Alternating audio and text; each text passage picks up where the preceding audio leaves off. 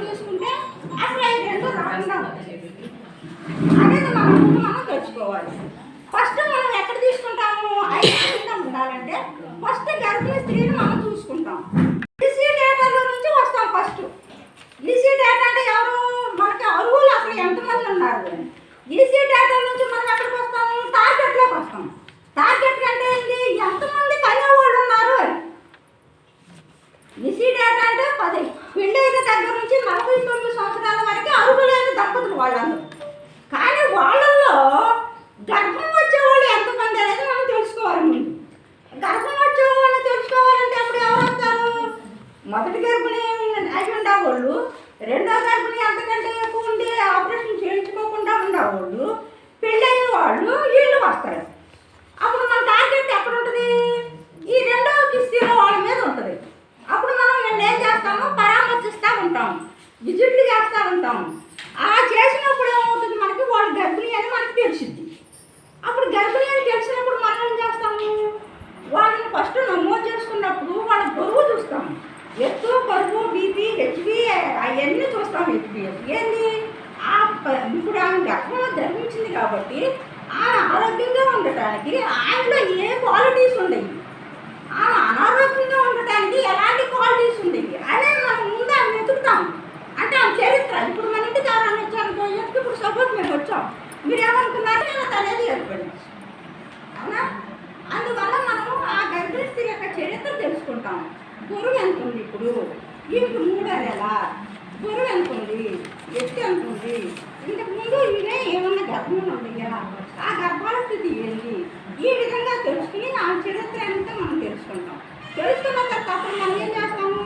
అన్నీ ఆరోగ్యంగా ఉంటే ఆమె ప్రతి నెల మనం చెకప్లు చేస్తూ ఉంటాం. ఎందుకు? ఒక 6 నెలలు 7 నెలలు వచ్చిన తర్వాత ఒకరికి బీపీ పెరిగే అవకాశం ఉంది. ఈ విధంగా ఉండటం వల్ల ఆమె డెలివరీ టైంకి వచ్చేసరికి దుర్భోగం రావచ్చు, రక్తహీనత వల్ల మళ్ళీ బీపీ ఉండొచ్చు, షుగర్ ఉండొచ్చు, థైరాయిడ్ రావచ్చు. ఇప్పుడు సహజంగా థైరాయిడ్ ఎక్కువ వస్తుంది. అయోడిన్ లోపం వల్ల థైరాయిడ్. అయోడిన్ సాల్ట్ వాడండి అంటే వరకు అయోడిన్ సాల్ట్ వాడినప్పుడు దాంట్లో అయోడిన్ బాగా ఉండేది.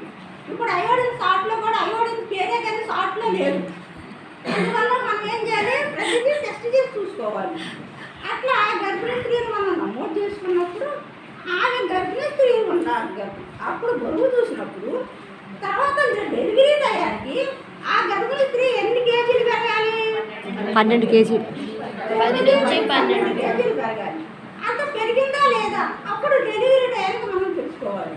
కొందరు పెరగవచ్చు, కొందరు పెరగకపోవచ్చు. కానీ కొంతమందికి ఓపుగోళ్ళు ఉండదు. ఓపుగోళ్ళు వాళ్ళు 100 కేజీలు కూడా ఉంటారు. కానీ అదంతా మనం ఆమె ఆరోగ్యమని అనుకోకూడదు. అనారోగ్యం కూడా ఉంటుంది ఆమె. ఎందుకు? ఓపులు బిడ్డకి 2 క్షేమం ఉంటున్నాయి కానీ ఆ అమ్మాయిలో బలహీనత ఏర్పడుతుంది. ఎందుకు ఏర్పడుతుంది? వయసు చిన్నది, సీజన్ చేశారు, ఇంట్లో తల్లిదండ్రులు పట్టిన పెట్టేస్తారు, కనక ముందు తినంటారు, కన్నా తర్వాత ఎండ పడతారు. ఇవన్నీ కారణాలు అనమాట. ఆమె రక్తానికి కారణాలు. ఆమె రక్తం పెరగట్లా, రక్తం తగ్గుతుంది. ఇవి చేసే మందికి డెలివరీ అంటే ఐరన్ టాబ్లెట్లు ఇవ్వమనేది లేదు. ఈ విధంగా మనం ఆమె తినే ఆహారాన్ని ఏ సమయంలో ఏది పెట్టాలో అది పెడితే తల్లి బిడ్డ ఇద్దరు ఆరోగ్యంగా ఉంటారు. మనిషి తెలివితేటతో పుడతాడు బిడ్డ, మరి పెరగవలసిన బరువుతో పుడతాడు కానీ కిందకు పుట్టదు. అట్లా అవటం వల్ల ఏమవుతుందంటే పోషకాహారాలతో బిడ్డ పుడతారు. పిల్లలు చుట్టూ ఉంటారు, స్కూల్ పిల్లలు వస్తారు. కొంతమంది కూర్చోరు, అందరినీ కదిలిస్తూ ఉంటారు. ఎందుకు?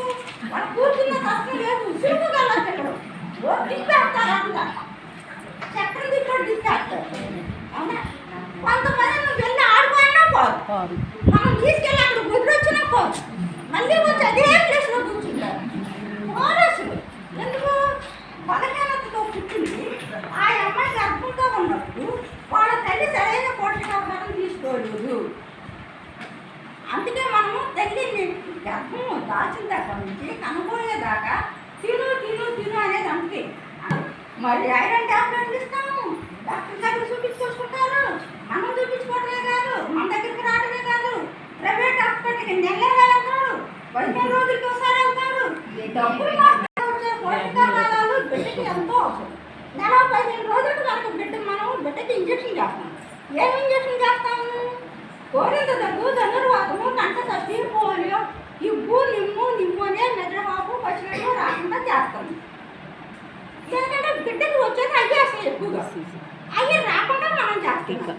అయితే ఇన్ని నేను చెప్పినప్పుడు నెల 15 రోజుల తర్వాత కదా మనం చేసేది. మరి నెల 15 రోజుల్లోపు కాదు, సంఖ్యకాలంలోనే ఆ వ్యాధి నిరోధక అనేది ఉంటుంది. అందుకే తల్లిపాలు ఇప్పించమని చెప్పేది. మీ దగ్గరికి ఆరోగ్య కేంద్రం మా దగ్గరకు వచ్చినా, మీ దగ్గరకు వచ్చినా, ఎక్కడికి వచ్చినా మనం ఒకటే వాళ్ళకి చెప్పాల్సింది. ఏం చెప్పాలి? ముందు మనం చెప్పాల్సింది ఇది. డెలివరీ అయిన వెంటనే మీ బిడ్డకు పాలు ఇవ్వండి, మీ బిడ్డకు పాలు ఇవ్వండి. ఆమెతో ఉండేది ఫస్ట్ ఎవరుంటారు? వాళ్ళ అమ్మ ఉంటుంది, తల్లి లేదా అక్క ఎవరో వాళ్ళకి చెప్పాలి మనం. ఎందుకంటే అమ్మాయి మొత్తులో ఉంటుంది, ఆపరేషన్ చేసినప్పుడు మొత్తుంటుంది. మొత్తులో ఉన్నప్పుడు ఆమె నా బిడ్డకి పాలు ఇస్తుంది అంటే